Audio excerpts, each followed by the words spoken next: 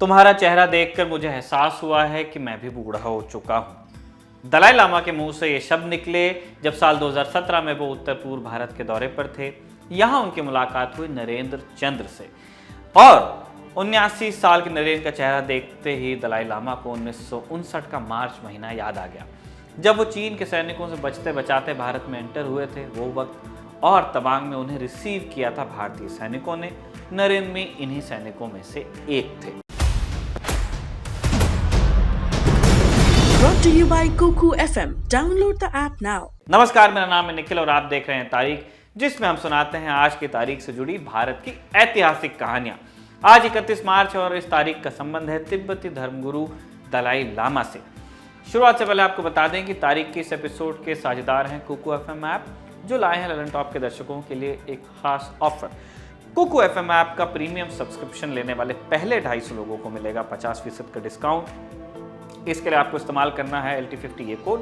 Kuku FM Bharat में podcasting के सबसे बड़े प्लेटफॉर्म्स में से एक है, जिस पर 1000 घंटे से भी ज़्यादा का कंटेंट मौजूद है।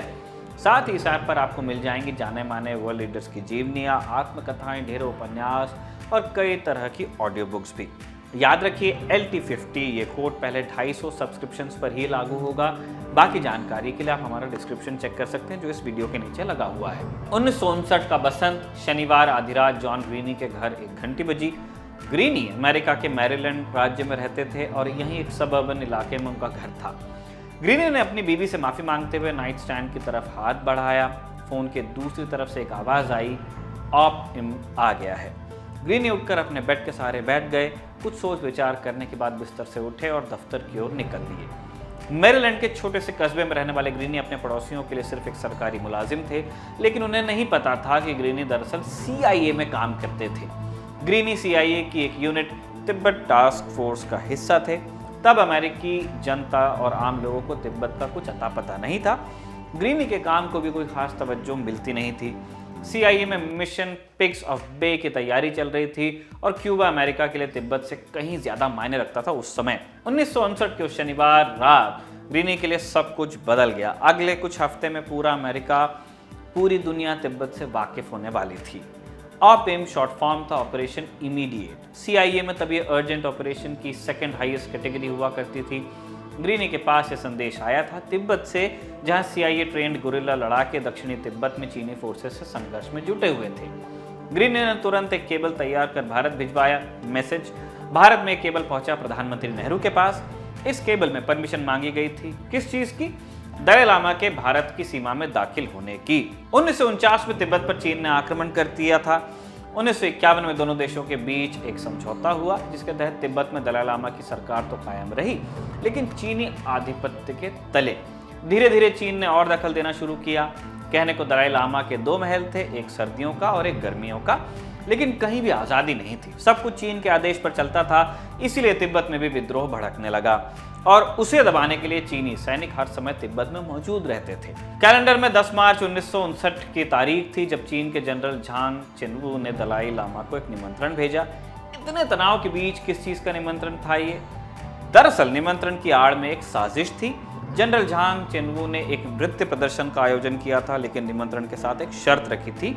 इस शर्त के अनुसार दलाई लामा को बिना अपने बॉडीगार्ड्स के निमंत्रण में जाना था। फंक्शन में दलाई लामा के सलाहकारों ने उन्हें निमंत्रण में जाने से तो रोका ही, साथ ही जिस दिन कार्यक्रम का आयोजन हुआ उस दिन हजारों तिब्बतियों ने दलाई लामा के महल को चारों तरफ से घेर भी लिया।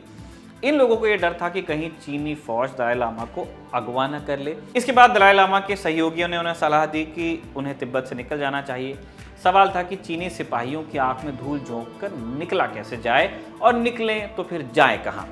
कहीं अगर जाना संभव था तो वो था भारत, और वहां तक पहुंचने के लिए भी हफ्तों का सफर तय करना पड़ता था। आज भी बहुत इनहॉस्पिटेबल है वो टेरेन।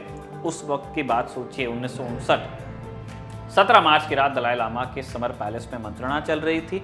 उनके मुख्य मठाधीश फला और बॉडीगार्ड दल के कमांडिंग कुसिंग डिपो साथ में थे। जब सारा प्लान तय हो गया तो फला ने अपनी घड़ी की तरफ देखा और सब लोगों ने घड़ी मिलाने को कहा गया उन सबसे। दलाई लामा के मुख्य रसोइये और उनकी टीम सबसे पहले रवाना हुए। फिर फला ने ल्हासा में भारतीय उच्चायुक्त को एक पत्र लिखा। ये पत्र कभी नहीं पहुंचा और एक पत्र भेजा खंपा विद्रोहियों को, जो दक्षिण तिब्बत में मौजूद थे। उनसे कहा गया कि एक खास मेहमान के आने का अब इंतजार करने लगें। दलाई लामा ने एक सिपाही का भेष धरा और ल्हासा से बाहर निकल गए। उनके साथ उनकी माँ, छोटे भाई बहन और कुल 20 अधिकारी और थे। इसी के साथ शुरू हुई दलाई लामा की तिब्बत से बाहर निकलने की यात्रा। हिमालयी रास्तों को पैदल पार करते हुए हर समय खतरा बना रहता था। चीनी सिपाही लगातार पीछा करते थे और इसीलिए दलाई लामा तब केवल रात में ट्रैवल किया करते, वो भी बिना टॉर्च या मशाल जलाए। दिन में तिब्बती गांवों में छुप जाते। अगले 2 दिन तक पूरी दुनिया में किसी को खबर नहीं थी कि दलाई लामा है तो कहां। कई लोग मान चुके थे कि उनकी मृत्यु हो गई है। 19 मार्च तक चीनी सेना का ल्हासा पर कब्जा हो गया। चीनी सेना और स्थानीय लोगों के बीच संघर्ष में करीब 2000 लोगों की जान गई तब, और इसी दौरान दलाई लामा के महल पर करीब 800 गोली दागकर उसे नेस्त नाबूद कर दिया गया। इसके बाद तिब्बत की सरकार को भंग कर उसे पूरी तरह पीआरसी यानी पीपल्स रिपब्लिक ऑफ चाइना में मिला दिया गया। दलाई लामा लेकिन अभी भी चीन के लिए सरदर्द साबित हो सकते थे, इसीलिए चीनी सैनिक दिन रात उनकी खोज में लगे रहे। 26 मार्च को दलाई लामा और उनका ग्रुप लुत्से जोंग पहुंचा। यहाँ से मैकमोहन लाइन सिर्फ चंद दिनों की दूरी पर थी। चंद दिन बहुत दूर था यहाँ से भी। रात में इस इलाके को पार कर वो आगे बढ़े और झोरा गांव होते हुए कारपो दर्रे तक पहुंच गए। कारपो के सबसे ऊंचे बिंदु पर पहुंचते ही उन्होंने देखा एक प्लेन उनके ऊपर से गुजर गया। दलाई लामा समझ गए कि चीनियों को उनकी खबर अब लग जाएगी। अब किसी भी वक्त इन लोगों पर हवाई हमला हो सकता था। दलाई लामा को लगा कि जल्द से जल्द भारत पहुंचना ही होगा। तवांग अरुणाचल प्रदेश के पास असम राइफल्स का एक आउटपोस्ट हुआ करता था।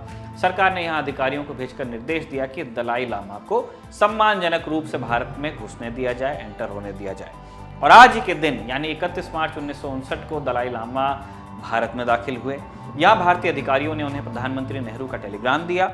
असम राइफल्स के आउटपोस्ट से दलाई लामा को तवांग भेजा गया ताकि वो आराम कर सकें। अपनी आत्मकथा में दलाई लामा लिखते हैं कि यहाँ उनका अच्छा आदर सत्कार हुआ और बहुत दिनों बाद उन्हें ऐसा लगा कि वो आज़ादी की हवा में सांस ले रहे हैं। कुछ हफ्ते तवांग में रहने के बाद दलाई लामा अपने परिवार सहित मसूरी पहुंचे। यहाँ उनकी मुलाकात प्रधानमंत्री नेहरू से हुई।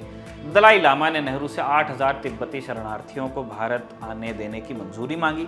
नेहरू तैयार भी हुए और इसके बाद तिब्बत से हजारों लोग भारत आए, यहाँ अलग अलग इलाकों में बस गए। आगे जाकर दलाई लामा ने धर्मशाला में निर्वासित तिब्बती सरकार का गठन किया, अभी भी वहीं से चलती है, और फिर कभी लौटकर तिब्बत नहीं गए। तिब्बत में आज भी उनकी तस्वीर रखना अपराध है। आज के लिए इतना ही। तारीख के इस एपिसोड को लिखा था हमारे साथी कमल ने और कैमरे पर इसे रिकॉर्ड किया था हमारे दोस्त जतिन ने। देखते रहिए दिल अलन टॉक।